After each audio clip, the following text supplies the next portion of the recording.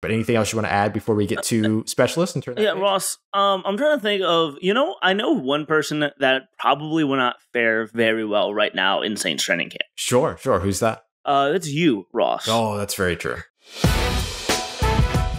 It's the Locked On Podcast Network, your team every day. You are Locked On Saints, your daily New Orleans Saints podcast. Part of the Locked On Podcast Network, your team every day.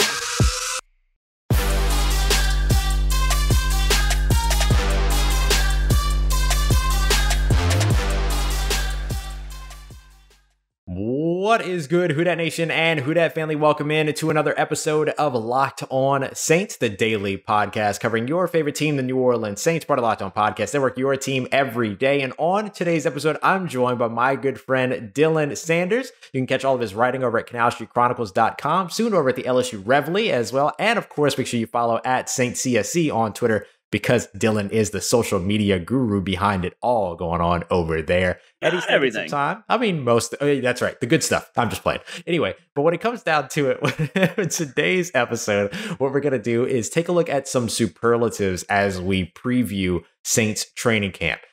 Most valuable camp player, under the radar, all of that good stuff, as well as the biggest highlights, all that good stuff over on the offensive side. Then in the second segment, we'll go defensive side. And then Dylan is going to help me wrap up our position by position preview of training camp by talking about the specialist and his favorite camp battle ahead of New Orleans Saints training camp, which kicks off tomorrow on Thursday, the 29th. We got all that coming up for you on today's episode. As always, I'm your host, Ross Jackson at Ross Jacksonola, co-managing editor over at CanalStreetChronicles.com and your Tuesday co-host over the National Locked On NFL podcast. We got all that and a little bit of lanyard for you on today's episode of Locked On Saints, your team every day. Dylan, what else you got going on? I know you got something exciting happening this week as well. Yeah, Ross. Well, thank you for having me. I'm always down to do an episode of Dylan and Ross Save Locked On Saints. You're right. That's really all this is. But a month from today, I'm doing a charity stream, 12 hours. It's going to be a lot of fun, benefiting No Kid Hungry. But thanks to Chris Dunnels of Canal Street Chronicles. Shout out. He was kind enough to lend me some Saints tickets for a game that night. So as a little warm-up and prep for the event, we're doing a charity raffle, $50 to enter. Dope. But, fun. Donate $50 to charity. But the winners, Ross, are going to be getting 2 row 1 seats for the Arizona Cardinals preseason game, which is going to be a lot of fun. Yeah. But head over to my Twitter at Dylan Sanders to find out more about that. It's going to be a lot of fun. Absolutely. Looking forward to that, man. Looking forward to that live stream you got coming up next month as well. It's going to be a ton of fun. I know I'm going to be able to be a part of it. You've got some really exciting folks coming through for it. Start over on the offensive side and talk about some superlatives here. We've got 5 categories that we're going to pick on offense and defense before we wrap up with our position by position breakdown over on special teams. 2 on the offensive side do you expect to be the big camp standout, most valuable camp player? Oh, for me, it's easy. It's Kawaan Baker. Yeah. He has camp MVP built all over him. It's already. I think they already are writing the plaque because they do that. They give that out. They give that out. After he catches the ball, he runs like a running back, and I can tell you he's not going to be taking any snaps off. And those training camp people are not going to be ready to be out on the boundary, have a guy catch a ball, and he's going to run straight through him. Right there with you. All right, so a little bit of a different category, and we could maybe push it a little bit to a different place here, but best rookie on the offensive side, we can include undrafted free agents in this category as well. So best rookie on the offense throughout camp. I'm going to do Stevie Scott III. Oh, okay. Interesting one. I think he's going to be a lot of fun. He's like a camp guy. And I feel like he is going to have that Tony Jones Jr. role to fill. Not to fill, he's still here, but role to compete for. Yeah. And I think Stevie Scott's a little hungry. I like that. I'm gonna go with one of your guys. I'm gonna go with Dylan Sainer, the tight end that you interviewed over at Saints CSC, over at Canal Street Chronicles. I just think we're talking so much about Adam Troutman, Nick Van Ette. A lot of people are talking about Juwan Johnson and his transition to tight end, which I don't think is going to go well right away.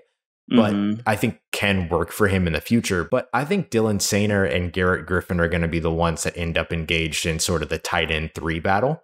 And Sainer at his size, because he's like a mini offensive lineman, and hardly mini for that matter. I mean, he's built like a defensive end, this guy, like a defensive end that the Saints he is would like. 6'7", 280. Yeah, so he's Peyton Turner, but he's catching the football. Who makes the biggest play, the biggest highlight here during camp?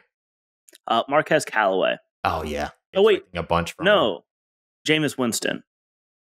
It could be both. What am I thinking? I think it's probably going to be a Marquez Callaway. Yeah. Jameis Winston to Marquez Callaway for a pass, and it's going to be a headline, Ross, a pass deeper than any Drew Brees has thrown in the past 5 years. Right. Mine is very similar, but it was Jameis Winston to Deonte Harris.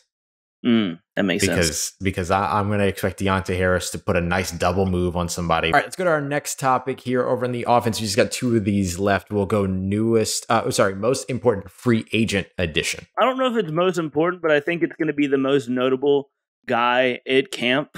I think he's going to, and this was also, I didn't even think about him just joining the team, but it was also a guy that's in my training camp MVP kind of guy.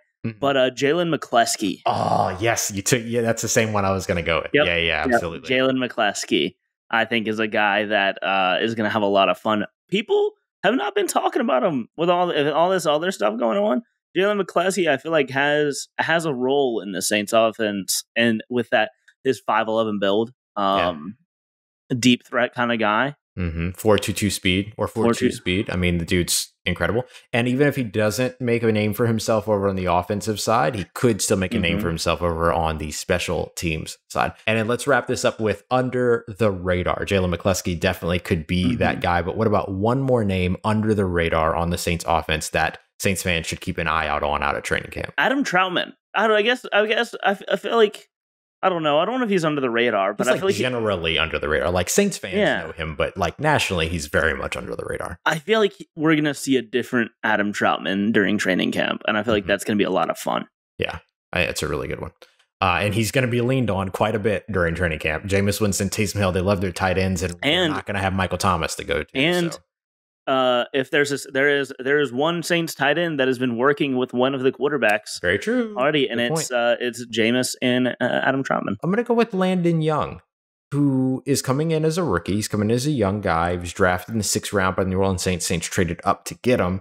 Not by much, but they traded up to get him. Comes from the Big Blue Wall, one of the best offensive lines in college football out of Kentucky. Spent some time going up against SEC and then eventual NFL talent.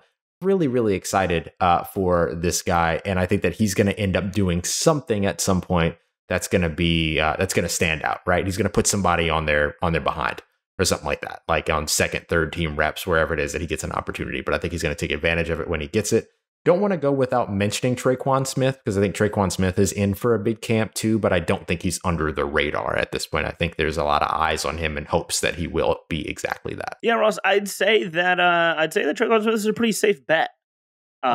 It's as such a safe bet that if on betonline.ag, random name thrown out there, were to put it up on their site, I would probably put a bet in on that. You know, what's funny, Dylan, is that there actually is a betonline.ag. Wow, that you just pulled that out there. There is a betonline.ag, and they are a big time part of what we do here over on the Locked On Podcast Network. And while you can't bet on Traquan Smith being a big camp standout, you can bet on some of the Saints' potential win totals, where they're going to finish within the division, their odds of finishing in certain places within the division. You can even bet on some potential Super Bowl odds, at least whether or not they and their conference can end up winning the Super Bowl and get in on some futures, as well as everything going on with the Olympics right now as well. Tons of great stuff around that. The MLB season getting closer and closer to its postseason. So much going on all around betonline.ag. So if you want to check it out, just head over there whenever you're ready today and sign up for a free account. And when you go to put some money down so that you can start to make your bets, make sure you use the promo code LOCKEDON, LOCKEDON. That way you get a 50% welcome bonus on your first deposit. That's over at Bet Online, your online sportsbook experts. All right, Houdat Nation, continuing on with today's episode of Locked On Saints, joined once again by Dylan Sanders at Dilly Sanders on Twitter. Dylan, thanks so much for being here with us, man. We talked through offense with these superlatives. We've got our same 5 categories here. Most valuable camp player to start us off. Who's going to be the big hype guy over on the defensive side in 2021? Ross, I'm ready to steal another one of your guys from you. Oh, you knew where I was going, didn't you? That's old boy Keith Washington the second. You knew where I was going. That's old boy Keith Washington the second, Ross. I know you've been really high on him. I also, I've talked to him. I did an interview way back before he was in the draft, whenever he was in the draft. Keith Washington, awesome dude. And I think that he's going to have a really good camp. Yeah. I mean, he had a great one last year. It took some turning around, but he had a great one last year. Had those like at least 6 interceptions or something like that over the course of maybe a week's worth of practices, which is absolutely insane. A couple of multi-interception practice days as well. So would not be surprised at all to see him have another phenomenal camp here coming in, especially when so many eyes are going to be on the cornerback position. So that's a great one. That's exactly where I was going as well. Let's go ahead and switch over now to best rookie over on the defensive side. I have a feeling we might be going to the same place for this one as well. Well, Ross, I stole yours. Where are you going for this one? Well, I'm hoping I'm going to leave the guy that you wanted open. I'm going to go with Pete Werner, the linebacker that the Saints drafted out of Ohio State University in the 2nd round. He gets an opportunity here to compete at the will linebacker spot with Zach Bond and be that linebacker next to Demario Davis.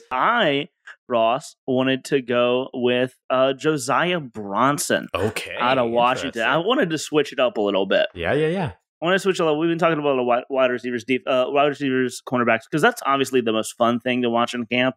Mm-hmm. But I'm thinking of Josiah Bronson, UDFA, having, I think he has the best odds of becoming the next Malcolm Roach, Untitled Taylor Stallworth, sure, Devereaux Lawrence, because he's a big dude, but his size doesn't really. He has size and speed. Yeah. So, he came into Washington as and Temple before that, if I remember correctly, he was a defensive end. Mm-hmm. He does a little bit of both. He does a little bit of a little bit at, but Josiah Bronson is my pick. I feel like he's gonna be a fun guy. I feel like he is gonna have more snaps than most people would think. All right, who's gonna make the biggest highlight on the defensive side? My answer for this actually is gonna be one that I want to talk a little bit more about later. Okay, but if I had to pick a guy who's gonna come in and make a big play, Lawrence Woods. Ooh, yeah. I know we're gonna be talking about if we're talking about specialists a little bit later. But Lawrence Woods seems like the kind of guy, fast. He's going to compete this in preseason. He's going to be one of the training camp guys going at his fullest, 110% at training camp. And I feel like that usually leads to a good player, a good player too. That's a really good one. In order to make a big defensive highlight, I feel like it has to be a takeaway. It's got to be like an interception or something like that, downfield. So I'm going to go with Marcus Williams. I'm going with Marcus Williams making some type of a rangy diving interception or rangy, leaping contested interception or something like that in the end zone to like wrap up a day's practice, and the defense wins early on in practice before the offense gets into rhythm, all of that. That's what I'm going to go with Marcus Williams in this one. If we're talking a highlight, can I call a highlight real quick? Yes, please. Bring the Shaq Smith, linebacker out of Maryland, as a pass rusher. Strip sack Taysom Hill.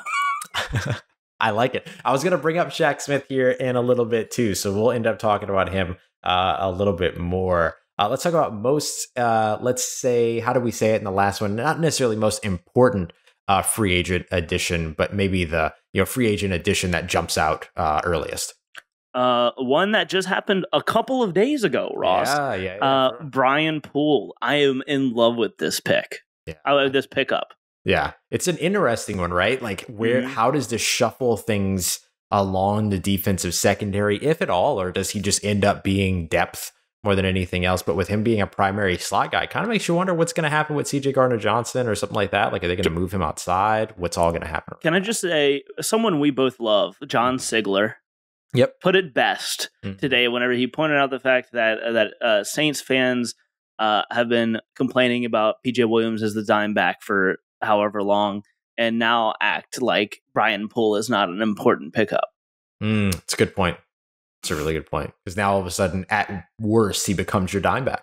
Honestly, that's a really good point. He's a really talented player. I saw some people like, why Chauncey Gardner-Johnson's already? Are you Saints fans? Hey, Saints fans, this is me and you talking right now. Have you ever had something happen to your favorite team where a player maybe was not available for every snap that you had that you wanted him to?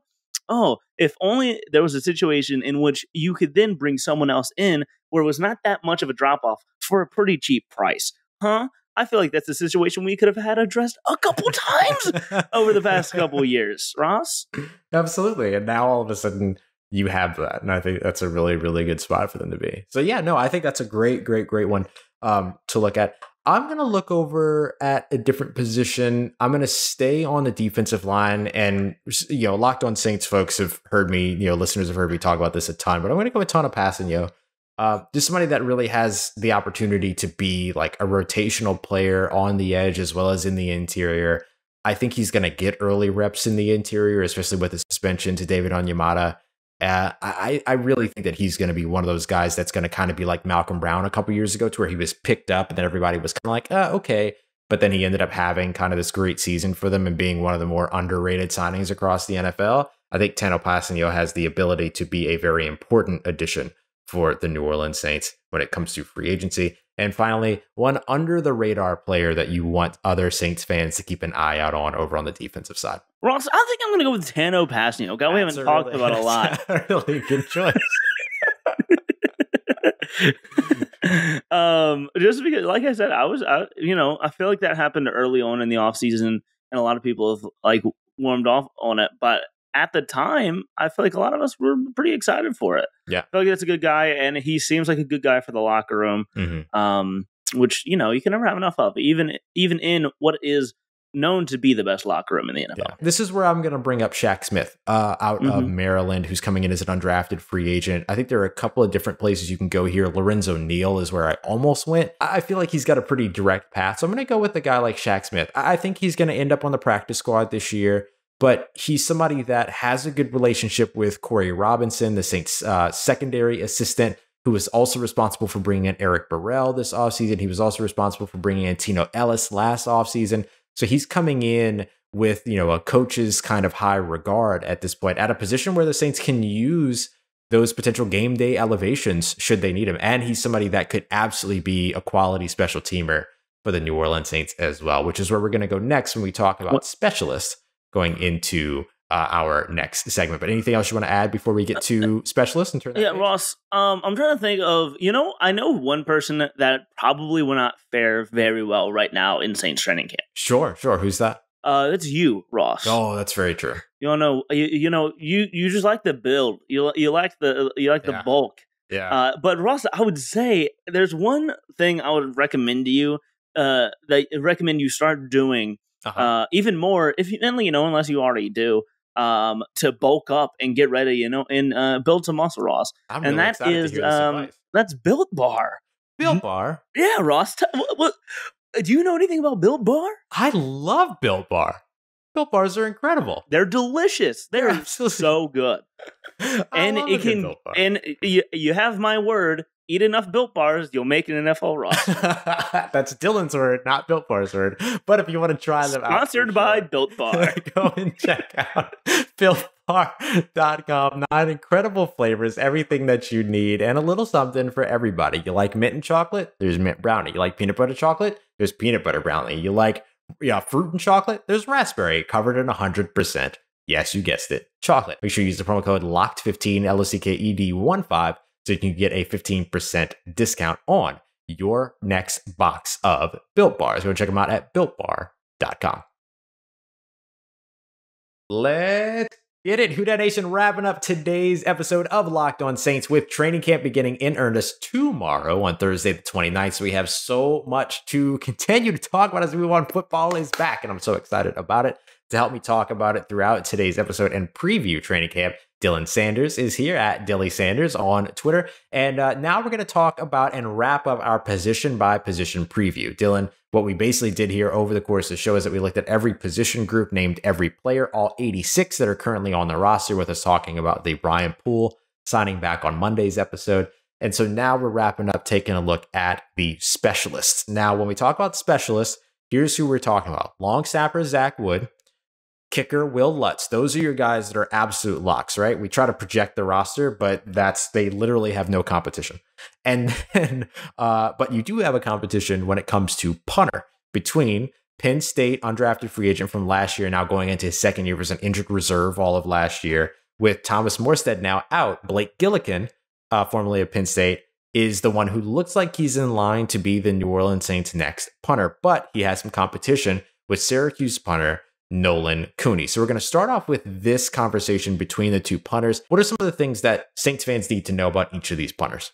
Well, Ross, real quick, before we get into that, what I want to do is suggest, if you're not watching this on YouTube, go to the Locked On Saints YouTube channel, rewind about a minute ago, and see the wind up and follow through on Ross's hello at the beginning of this segment. Yeah. It was real impressive. Thank you. Thank you. It was pretty good. Please go watch that.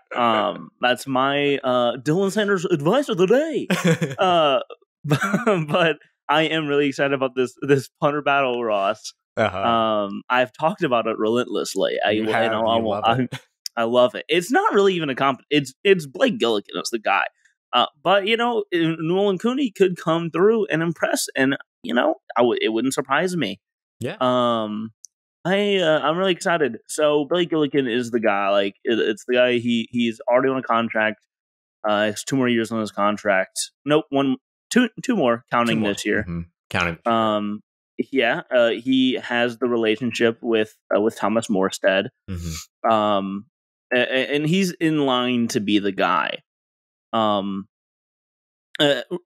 Ross, I want to bring up a statistic from my article. I want to bring up a statistic when talking about these guys, and it's one I think people look at average punt length, average this is one I think is important. It's one of the most important when talking about these guys, and it's punts inside the 20. Blake Gilligan, he had 7 65-yard punts at Penn State. And 4 70-yard punts in his career. And he landed, Ross, because of those insane numbers. And so he landed a whopping 52% of his punts inside the 20. Of course, NFL league average around 37%, I would say. That's wild. That is absolutely wild. And punting is one of the things, it's not that different between college and NFL. You're doing the same stuff, kind of, right? Yeah. Am I crazy? No. I'm not crazy in saying that. But no, it's big. Yeah. Blake Gilligan finished his career with a 43.03 yards per punt, which is top 10 in the Big Ten since the year 2000. And Nolan Cooney, Ross, has only punted for 1 year. Only has 1 year of punting in his belt. So you might think, his numbers probably aren't that good. He taught himself how to punt on YouTube after he was sidelined for all other sports for a school with testicular cancer. He was like, oh man, I have cancer. I can't play any sports. You know what I'm going to do? Learn how to punt, which is pretty awesome. That's incredible. Yeah. And he was a soccer player, really good soccer player. He was a rare one of those guys that was a 3-sport athlete in high school, but not in football. Football was not one of them. That's insane. So he is an athlete. The dude's an athlete. In that he had 1 year of punting, Ross, but during that year he punted 74 times. And you know what you'd think about a 74 punt season? You'd think your average would have to be pretty low. A, right, because of fatigue, and B, just because of sheer average. Ross, he finished with a 44.8 yards per punt. That's insane. On those 74 punts. And something that is not really thought about, holding field goals. Thomas Morstead did that. These guys are going to have to come through and do it. You might think, oh, that's easy. It's not that easy. It is a science. And while he only has 1 year of punting in his career, Ross, he has 4 years of holding field goals. And while he was there, Syracuse kickers were 86% on their field goals and 98% on extra points. That's really good for college kickers. Mm-hmm. It's really good for college kickers. Mm-hmm. Dylan, as we wrap up taking a look at specialists right here, who is it that steps up to become the gunner opposite JT Gray this season? If there's someone I think that can make this roster solely off of special teams, a cough, Justin Hardy, is Lawrence Woods, who we talked about. Yeah. I think personally, that dude is an incredible gunner. Ross, I would like to think one of the biggest moments of bonding for us was watching Division III punting and focusing on gunners. I loved it. I really think that's one of our best moments together, Ross. And it was all about Lawrence Woods. And I gotta say, it was the most fun I've ever had watching a gunner. Yeah, he's absolutely incredible. I completely agree. We should keep an eye out on Marquez Callaway as well, but I doubt that Marquez Callaway is going to take a full-time special teams role to a point to where he's not going to be as available over in the offensive side. Jaylen Mccleskey could potentially get a thing there, but here's where I'm going to call my shot. The Saints have about 370 special team snaps that they need to replace from Craig Robertson. Caden Ellis is the next special teams captain linebacker for the New Orleans Saints. I'm all in. That's where I'm calling my shot. I love it, Ross. I love it. I absolutely love it. Well, I loved recording this episode with you, Dylan. Thanks so much for taking the time to come through. Once again, you can find Dylan on Twitter at Dilly Sanders. You can catch us as well daily over on Full Press Radio or the Full Press Coverage app with Dylan and Ross Say Sports at 5 p.m. Eastern Time. Dylan will continue to join us here throughout the offseason as we continue to go forward. Coming up on tomorrow's episode, I'll be back with you solo to take a look at what's going on across the first day of New Orleans Saints camp. Make sure you have all the information that you need on what is so far going to be the biggest day of the offseason. Dylan, thanks so much for joining us today, man. Ross, it is always a pleasure. Me and you don't get to talk to each other enough. So also, by the way, I'll see you in 10 minutes when I FaceTime you. Yeah, absolutely. Right. Always a pleasure, man. We'll be seeing you here again soon. Everybody else, we'll see you tomorrow here for another episode of Locked On Saints. Don't forget to check out Locked On Bets as well. Go and make yourself some money with the lock of the day and much more over at the Locked On Bets podcast, wherever you get your podcast. Thanks very much, everybody, for being here, for all the support. As always, you can find me on Twitter at RossJackson, NOLA. Hit me up. Let me know how the family's doing. Let me know how you're living. Let me know how your mom and them and Trust You That Nation. I'll holla at you.